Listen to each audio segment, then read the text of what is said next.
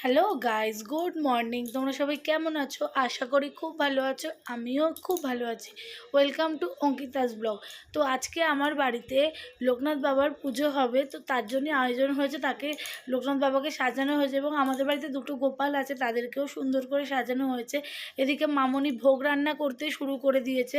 এই যে দেখো, অনেক ভোগ রান্না, তরকারি ভাজা সব তৈরি হয়ে গেছে, চাটনি পায়েস। তারপরে এদিকে ভাজাভুজি তৈরি। তারপরে বাকি রয়েছে মামনি ভোগ রান্না, যেটা আসল পোলাও রান্না, যেটা ভোগ রান্না, সেটা মামনি এখন পোলাও রান্না করছে, রান্না করে নিচ্ছে। এরপর আমি চলে যাচ্ছি, আমাদেরকে ঘরে যাব। লোকনাথ বাবার জন্য আমার ননদ ফল বানাচ্ছে ঠাকুরকে দেবে বলে। তো সেই ফল বানানো হয়ে যাওয়ার পরে তারপরে আমরা পুজোয় বসে পড়বো। আমার শাশুড়ি পুজো আরতি করতে শুরু করবে। দেখো, এখানে আরতি চলছে। আর তোমরা যদি আমার চ্যানেলে নতুন হয়ে